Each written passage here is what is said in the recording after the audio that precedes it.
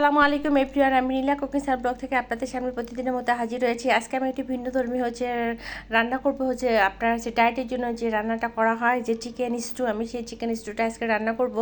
যদিও আমি ডায়েট করলে হয়তো দেখা যায় এক সপ্তাহ করি, তারপরে আর করার নামে কোনো খবর থাকে না, কারণ অসুস্থ হয়ে যায়, প্রেশার লো হয়ে যায়, সুগার কমে যায়, মানে একাকার অবস্থা হয়ে যায়।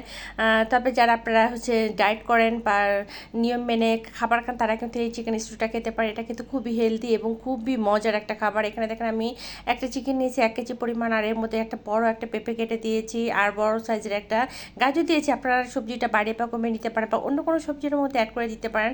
এর মধ্যে দেখেন আমি একদম মশলা একদম খুব অল্প পরিমাণে দিব। একটা 3-4টা দিয়েছি কাঁচামরিচ, অল্প পরিমাণে হাফ চা চামচ করে আমি আদা রসুন পেস্ট দিয়েছি, একটা পেঁয়াজ দিয়েছি, একটা তেজপাতা, আর একটা দারচিনি দিয়েছি, আর মধ্যে একটু গোলমরিচের গুঁড়া দিয়ে দিয়েছি। এর মধ্যে আমি আর কিছুই দিব না। এভাবে আমি একটু ফ্লেভারের জন্য, যেহেতু আমি এখানে ব্রয়লার মুরগি দিয়ে করছি, এই জন্য যাতে একটা গন্ধ না বা ফ্লেভার না লাগে, এই জন্য আমি 4-5টা এলাচ দিয়ে দিয়েছি। আর এখানে আমি পানি দিয়ে দিয়েছি, বেশ অনেকটা পানি দিয়েছি, যেহেতু আমি এটা স্যুপের মতো করব। আপনারা বাড়ি বা কমিয়ে দিতে পারেন, যে যেভাবে খাবেন। এখানে আমি রান্না সয়াবিন তেল দিয়েছি 2 টেবিল চামচ পরিমাণ। আর বেশি দিন এটা আমি এখন খুব ভালোভাবে একটু নাড়াচাড়া করা যাচ্ছে না, পুরো প্রেশার কুকারটা আসলে ভরে গেছে।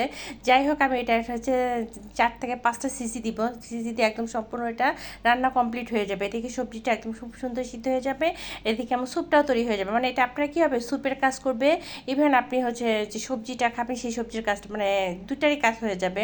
যাই হোক, এটা কিন্তু দেখতে হয়তো দেখা যায় যে পানির মতো ঢালা, কিন্তু এটা খেতে কিন্তু অসম্ভব মজা। আমার কাছে খুবই ভালো লেগেছে।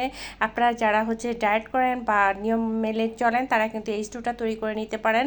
আর এটা খুবই হেলদিফুল একটা খাবার, আর অনেক মজা কিন্তু। এটা দেখেন আমি একটা পাত্রের মধ্যে ঢেলে নিচ্ছি, যেহেতু ওইখানে আমি বেশি করে আসলে নাড়াচাড়া করতে পারতেছিলাম না, যেহেতু আমি এক হাতে মোবাইল ধরে আছি, আর এক হাতে আমি নাড়তে পারতেছিলাম না, যার জন্য একটা পাতিলে ঢেলে নিচ্ছি। যে দেখেন, এটা খেতে একটু অসম্ভব মজা। এটা আপনার বিকালে নাস্তা, রুটি অথবা এমনি খেতে পারে, এটার সাথে কিছু আর কোনো কিছু লাগে না, কিন্তু ভাত দিয়েও, গরম ভাত দিয়েও এটা কিন্তু মজা লাগে। এই যে লাস্টের দিক দিয়ে আমি যেসব গরম মশলাগুলো দিয়েছিলাম, সেগুলো আমি উঠাই নিব, যেহেতু এটা আমি শুধু খাবো, এটা দাঁতের তলে বাঁধলে আসলে খারাপ লাগে। যাই হোক, এই তো আমার চিকেন স্টু রান্না হয়ে গেছে খুব সহজ পদ্ধতিতে। আর আমি একটু সাথে করবো আলু ভর্তা। আলু ভর্তাটা আমি মেখে নিচ্ছি শুকনো মরিচে, আপনার কাঁচামরিচ যেটাভাবে পছন্দ করে ওইভাবে মেখে নিতে পারেন। আমি আর ডিম ভাজি করে নেবো। এই ছিল আজকে আমাদের দুপুরের মেনুটা। আমি একটু হালকার উপরে এসব করেছি, যেহেতু দেখা যায় যে প্রতিদিন আমরা একটু বাইরে খাওয়া হচ্ছে, যার জন্য একটু হালকা পাতলার উপর খাবারটা তৈরি করতেছি। ডিম ভাজিটা হয়ে গেছে। আর এদিকে আমি একদিন স্বামী কাবাব তৈরি করেছিলাম, পরে আবার ওটা শেষ হয়ে গেলে আবার তৈরি করেছি, যেহেতু আমি একবার দেখা ফেলেছি, এই জন্য আর দেখালাম না।